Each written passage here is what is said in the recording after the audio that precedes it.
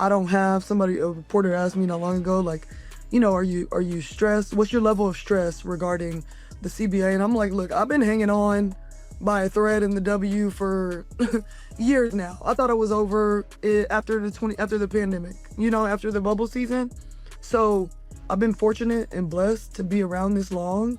Like, I think I just want to see the players fight for, what we feel we've earned and what we deserve at this point.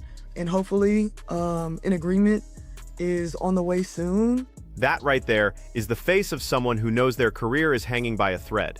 Sydney Colson, 12-year WNBA veteran, admitting on camera that she's been one roster cut away from being out of the league for years. And yet she's one of the loudest voices telling players not to sign the new CBA. So we need to ask the obvious question, what's really driving this urgency to reject a deal that could finally make the league financially sustainable? A lot of things, like a lot wouldn't be said about us fighting for what we feel we deserve. But I think a lot of people wait a minute, hold on. Let me rewind that a little bit. What'd she say? Play.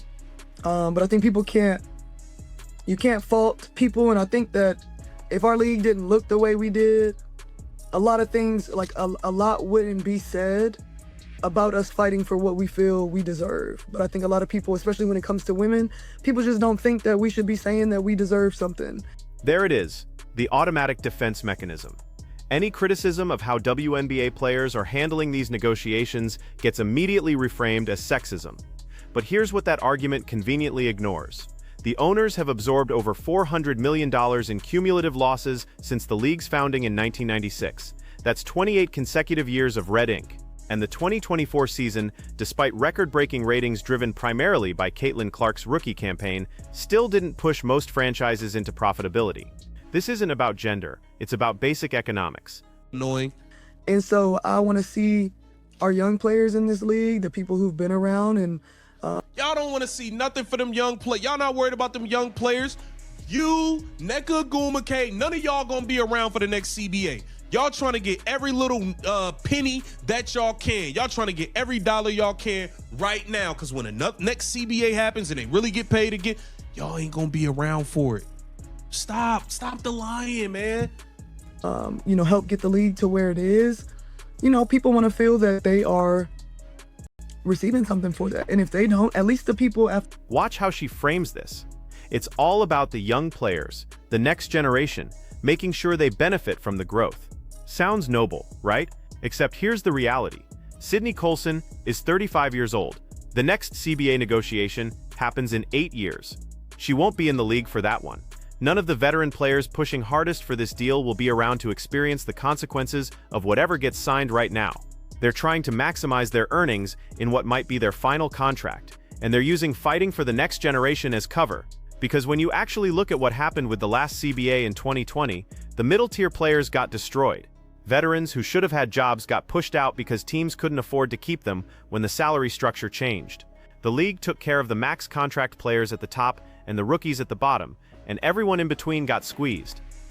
Yeah, no, I don't mind. I mean, I'll share just overall. I think the energy in the room was just for the vets who've been around, who were role players, some who were impacted by the last CBA in a major way, or had teammates who were impacted, because we took care of the highest paid players and we took care of the rookies. But a lot of middle people who should have still had a job got pushed out because of the difference of a few $1,000s and some other things. I don't know, man. I saw Katie Lou Samuelson getting a max contract and she can't play. I'm just keeping it real. I saw Katie Lou Samuelson collecting checks and she can't play. She can't play no more.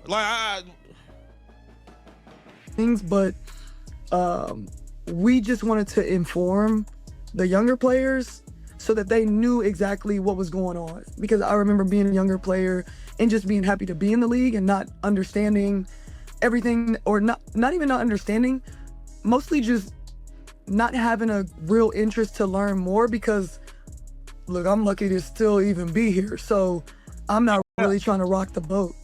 We want them to come in and Now this part is important. Listen to what she's describing here. The Players Association brought in President Nneka Ogwumike and Vice President Breanna Stewart to talk to players at Athletes Unlimited, which is essentially where WNBA players go when they're between contracts or need additional income. 2 hours of presentations to make sure younger players understand what's in the CBA. And the energy in that room, according to Colson, was all about the veterans who got pushed out last time because of a few $1,000s in salary differences. But here's what's missing from that narrative. Those veterans who lost their jobs in 2020 weren't cut because the league suddenly became cruel. They were cut because the previous CBA created an unsustainable salary structure that forced teams to make impossible choices. And now, 4 years later, the same players who benefited from that structure want to push even harder without acknowledging that the revenue simply isn't there yet to support what they're demanding. The 2024 season averaged 1.2 million viewers across all platforms, which sounds impressive until you realize that's still a fraction of what the NBA pulls. Caitlin Clark's games specifically drove those numbers, with her matchups averaging over 2 million viewers. But the league can't build a sustainable economic model around one player's drawing power. What happens when she's injured? What happens in games she's not playing? The ratings drop significantly. And this better because of the presentation or because of the way that y'all framed it. I think it was super helpful.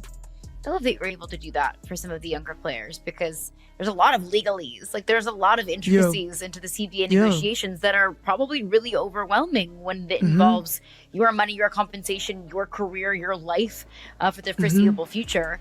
But from somebody that has been in this league for a long time and has played a lot of basketball, seen the growth of the league, what's the most important thing in the CBA right now? Is it getting it done and making sure that we have a season, or making sure that the deal is right regardless of missing games or not?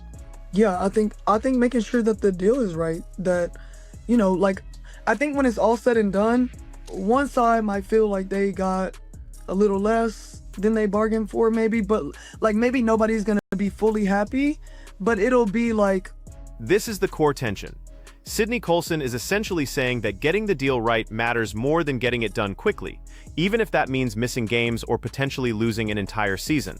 She's positioning this as a principled stand about fair compensation and not letting the league lowball them.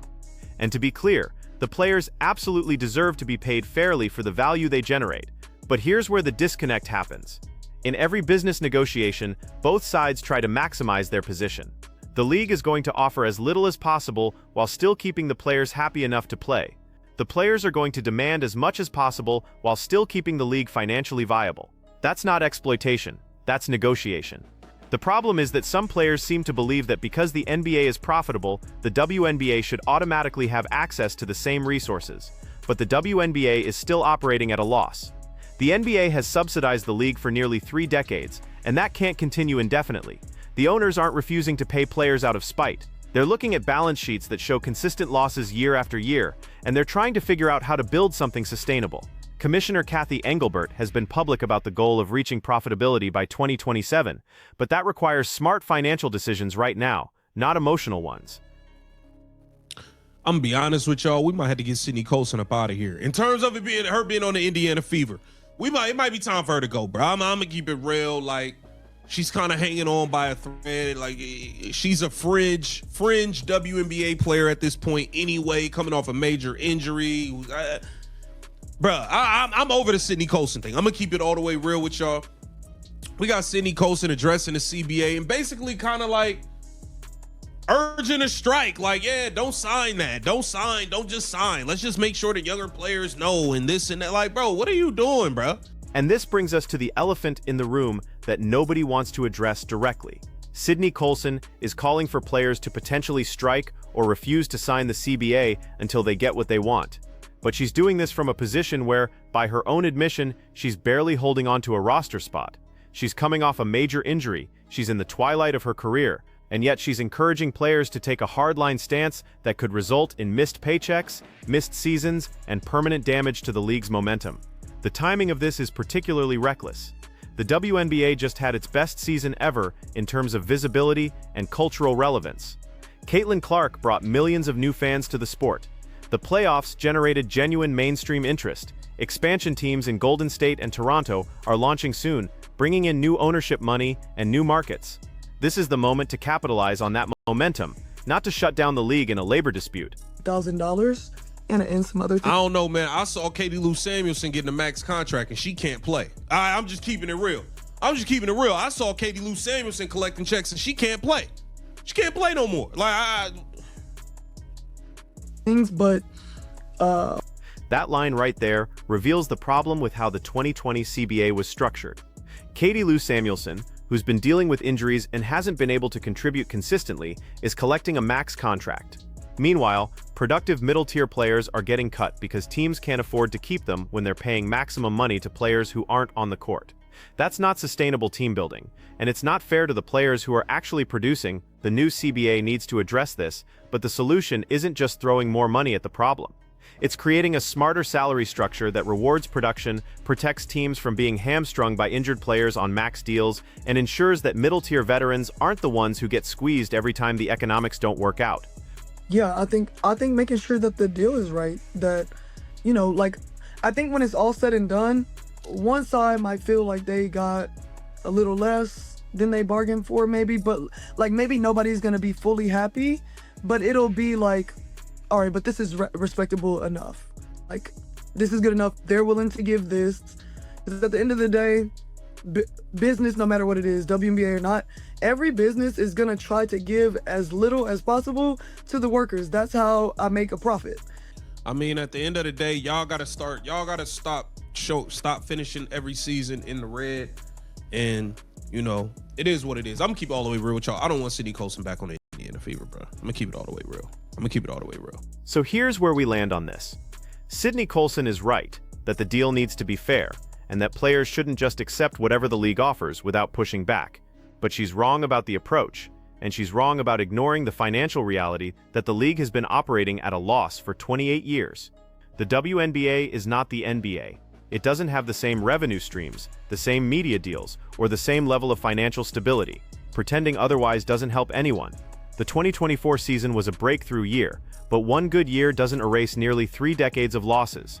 The owners have been patient, and they've continued investing in a league that hasn't made them money, because they believe in the product and they believe in the future. But that patience has limits.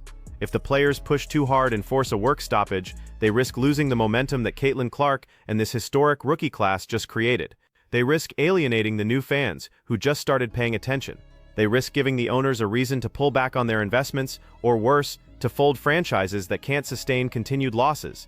The smart play here is to negotiate in good faith, get a deal done that improves player compensation without bankrupting the league, and then ride this wave of popularity to even better deals in the future. Because if the WNBA continues growing at this pace, the next CBA negotiation in 8 years will be from a position of real strength. But if they kill the momentum now by shutting down the league over unrealistic demands, that future might never materialize. Sydney Colson won't be around for the next negotiation. She's trying to maximize her final contract, and that's understandable. But the young players she claims to be fighting for, they're the ones who will pay the price if this negotiation goes sideways. They're the ones who will lose years of earning potential if the league contracts or if franchises fold. They're the ones who need the WNBA to be financially healthy and growing, not shut down in a labor dispute. The question isn't whether WNBA players deserve to be paid more. They do. The question is whether they're willing to be strategic about how they get there, or whether they're going to let veterans with nothing to lose push them into a confrontation that could set the league back a decade. And here's the thing that makes this particularly frustrating. The path forward is obvious. The league is growing, the fan base is expanding, the media attention is real. Corporate sponsors are starting to take the WNBA seriously. All of that creates leverage for the players in negotiations. But you have to actually negotiate. You have to acknowledge the financial realities. You have to build a partnership with the owners, where both sides benefit from growth, rather than treating every negotiation like a zero-sum battle. Because at the end of the day, if the WNBA fails, the players don't have another option. There's no competing league in the United States that offers comparable salaries or exposure. The international leagues pay well, but they don't offer the platform or the cultural relevance of playing in America. The WNBA is it, and if the players push the owners into a position where continuing to absorb losses doesn't make financial sense anymore, everyone loses. So Sydney Colson can talk about fighting for what they deserve and not signing until they get a fair deal. But what she's really doing is gambling with other people's careers while she tries to squeeze out every last dollar in what's probably her final contract. And the players who are listening to her need to ask themselves whether that's really the leadership they want to follow into a negotiation that will define the league's future. The owners aren't the enemy here. They're the people who have kept this league alive for 28 years despite never making a profit. They deserve some credit for that commitment, and they deserve to be treated like partners in building something sustainable, not like adversaries who need to be defeated. Get the deal done, get it done fairly, and then prove on the court that the investment was worth it. That's how you build a league that lasts. Not by threatening to shut it down every time the economics don't match your expectations. So what do you think? Are the players right to hold out for maximum compensation even if it means risking the season? Or should they take a more strategic approach and build toward bigger deals in the future once the league is actually profitable? Drop your take in the comments, because this negotiation is going to define the WNBA's future for the next 8 years.